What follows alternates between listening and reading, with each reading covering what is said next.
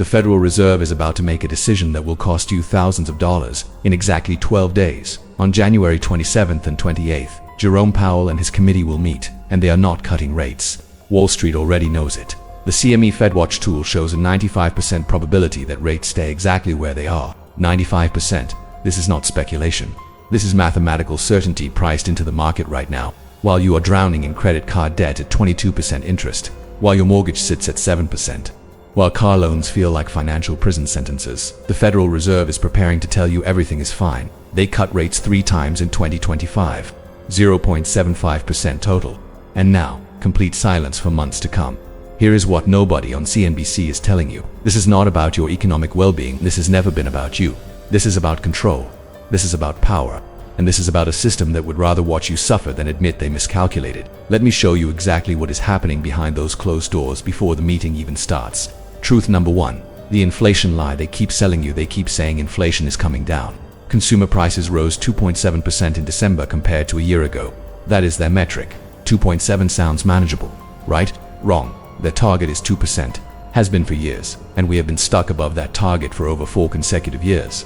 For years of you paying more than you should while they pat themselves on the back for progress.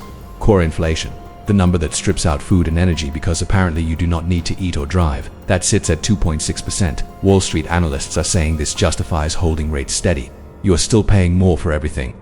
Your grocery bill does not care about decimal points. Food prices jumped 3.1% year-over-year in December. That is the fastest acceleration since August. Restaurants increased prices 0.7% in a single month. The fastest monthly jump since October 2022. You know what that means. Every time you go out to eat, every time you buy groceries, you are funding this so-called progress toward 2% inflation. And here is the kicker. The Fed's December statement removes specific language about inflation making progress. Now they just say inflation remains somewhat elevated. That is corporate speak for we have no idea when this ends and we are not going to promise you anything anymore. When they go into that January meeting, they will use that exact same language to justify doing nothing. Truth number 2. The labor market illusion. The Fed loves to talk about the strong labor market. In December, they said unemployment rate has stabilized at a low level. Labor market conditions remain solid. That is the language they have been using. Sounds great. Except it is masking a darker reality that makes rate cuts impossible in their view. Job gains slowed throughout 2025 to levels not seen since the pandemic, not since the lockdowns, not since the economic collapse. Since then, employers added jobs at a weak pace with only a few industries driving growth. The unemployment rate gradually moved higher through most of the year before ticking down slightly in recent months. So what does the Fed do? They look at 1 month of slightly better data and declare victory. They upgraded their view of the labor market in December. That upgrade is the excuse they will use on January 28th to keep rates frozen. Meanwhile, consumer sentiment is at levels below the Great Recession. Below. Let that sink in. The University of Michigan Consumer Survey shows Americans are more pessimistic about the economy now than they were during the worst financial crisis in 80 years. Why? Because people are focused on kitchen table issues, high prices, softening labor markets, the things that actually affect your life, not the macro statistics Jerome Powell reads from a teleprompter. Truth number 3. The political theater nobody wants. You to see Donald Trump is in the White House and he wants rate cuts. He has demanded them publicly. Called out the Fed, said they failed to stop the problem they created with inflation. Said he will do it himself by unleashing American energy production, slashing regulation, rebalancing international trade, and reigniting American manufacturing. Jerome Powell has already signaled his response. In past press conferences, when asked about political pressure, he said it is not appropriate for me to comment on what the president says. Then he goes on to defend Fed independence. That will give us the best possible chance to achieve these goals for the benefit of the American people. Translation: the president can demand whatever he wants. We do not work for him. We do not work for you. We work for the system, and the system says rates stay high until we decide otherwise. Here is what makes this fascinating. The CME FedWatch tool shows only a 5% probability of a rate cut on January 28th. 5%. Then traders started pricing in the first cut for June. Not March, not April, June. And even that assumes only 2 cuts for the entire year. Wall Street is pricing in a federal funds rate of about 3.9% by the end of 2026. That implies exactly 2 quarter-point cuts this year. After all the pain, all the waiting, all the promises of normalized rates, you might get 0.5% of relief, maybe. And that is only if the economy cooperates perfectly. Truth number 4.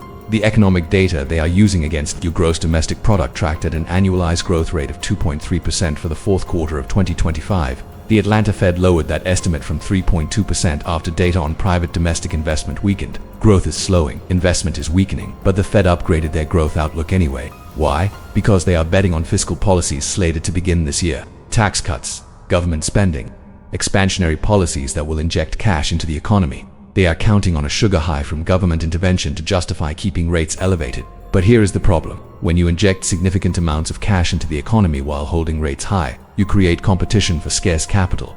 Businesses need loans to expand. Home buyers need mortgages. Car buyers need financing. Everyone is competing for expensive money while the government floods the market with new spending. That creates a bifurcated economy. The people with money, the upper class, they are fine. They are not borrowing at these rates. They have cash. They have assets that appreciate during inflation. The people without money, everyone else, they are drowning. Higher rates, higher prices, lower real wages. The Fed's estimate of the terminal rate, the rate where they stop cutting, is 3%. Some economists think it is 3.5%, a full half point higher. That gap matters. Every 0.1% represents billions of dollars in interest payments across the economy. Payments you are making. Payments that could have been spending, saving, investing. Truth number 5. The shelter crisis. Nobody is talking about shelter costs rose 0.4% in December alone. Year over year, shelter inflation is running at 3%. That has been one of the most persistent sources of core inflation pressure. Housing, the thing you cannot avoid. The thing you need to survive. Economists keep saying housing is likely to act as a counterweight, pulling down overall inflation in 2026 and into 2027. They've been saying that for years, still waiting. Rent is not coming down. Home prices are not coming down. Mortgage rates at 7% are not bringing buyers back into the market. Here is the trap. High interest rates are supposed to cool the economy and bring down prices. But housing does not work that way. When mortgage rates go up, fewer people sell, fewer people buy. Supply stays tight, prices stay elevated. You get stuck in a rental market where landlords can charge whatever they want because nobody can afford to buy. The Fed knows this. They have the data. They see shelter inflation running hot month after month. And their solution, keep rates high and hope something changes. Hope the market corrects itself. Hope enough people give up on home ownership that rent demand softens. That is the plan going into January 28th. Truth number 6. The government shutdown data distortion. Here is something almost nobody is discussing. The Bureau of Labor Statistics did not release an October 2025 CPI report. Why government shutdown? Suspended federal services. They lost the entire survey for October. November's survey was compressed into the back half of the month when Black Friday promotions dominate. That suppressed the inflation numbers. Made things look better than they were. The year-over-year measures were hardest hit by these disruptions, and that problem will linger until they update the methodology for shelter costs in April. So the numbers the Fed is looking at right now, they might be understating actual inflation. Some analysts estimate the annual CPI inflation rate would be around 3% if October data were included properly. 3%, not 2.7. That is a huge difference when you are talking about trillions of dollars in economic activity. The Fed knows the data is cloudy. They know there are distortions. They mentioned uncertainty about the economic outlook remains elevated in their December statement, but they are using that uncertainty as cover to keep rates exactly where they are. And on January 28th, they will do it again.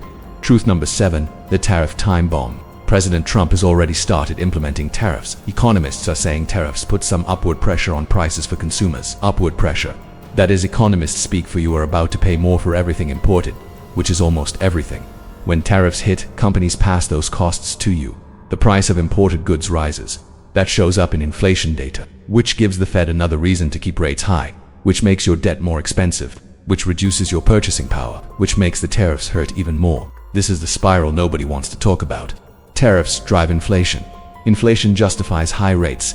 High rates crush consumer spending. Lower spending hurts businesses. Businesses cut jobs or raise prices. More inflation. Round and round. The Fed is watching this play out in real time. They know tariffs are coming. They know it will impact prices. And they are pre-gaming their response by planning to hold rates steady now. Getting ahead of the curve means keeping you in pain longer. Truth number 8. The corporate profit machine. Here is the part that should make you angry. While you are struggling with high interest rates and elevated prices, corporate profit margins are near record highs. Companies are not just passing along costs, they are padding margins, adding fees, raising prices beyond what inflation justifies. Restaurants added surcharges and fees because many people pulled back on tipping. Food away from home jumped 0.7% in December, the fastest monthly pace since October 2022. That is not just inflation, that is price gouging dressed up as inflation. Health insurance costs are about to surge at their fastest pace in 15 years. Affordable Care Act subsidies are lapsing. That will push premiums even higher. Most premiums are due at the start of the year. So right now, in January 2026, millions of Americans are seeing their health insurance costs explode.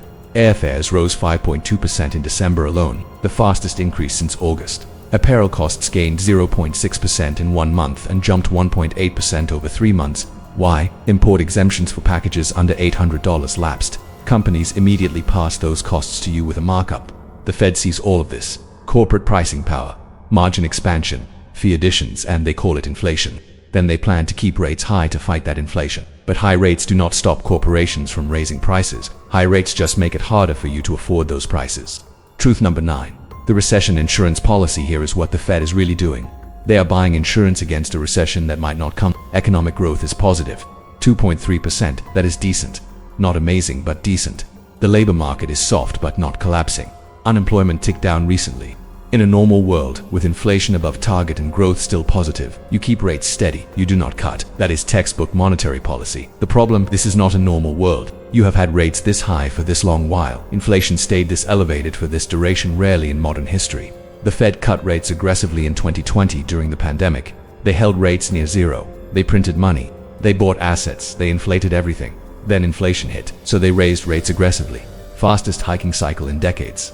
From near zero to over 5% in less than 2 years. Now they have cut 3 times, 75 basis points total, and they are done for months. Why? Because they are terrified of reigniting inflation. They would rather risk a recession than risk losing credibility on inflation.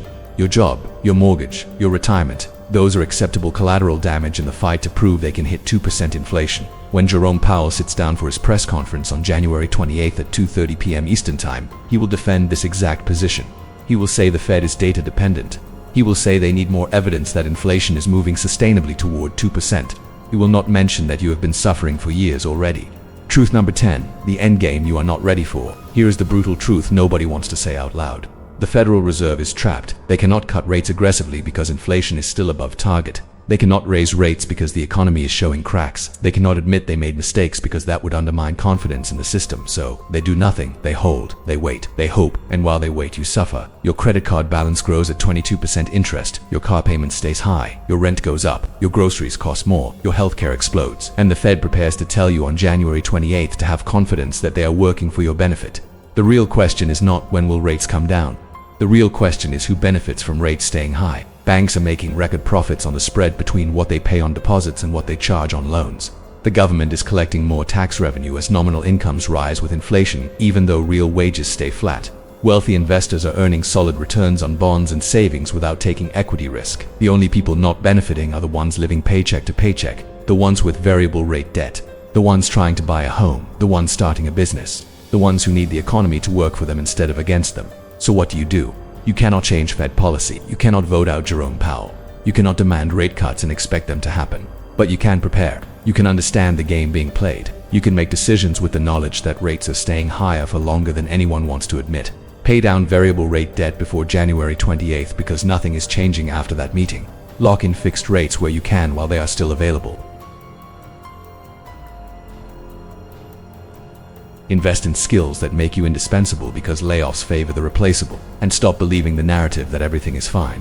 The Fed's final trap is not the interest rates themselves. It is the belief that they are acting in your best interest. They are acting in the interest of the system, and the system needs stability more than it needs your prosperity. The sooner you understand that, the better decisions you will make with your money, your career, and your future. This is not financial advice. This is reality. The Federal Reserve meets January 27th and 28th, 2026. Wall Street expects them to hold rates steady with a 95% probability. The first cut might not come until June. You might get 2 cuts all year. That is the world you are living in. Plan accordingly.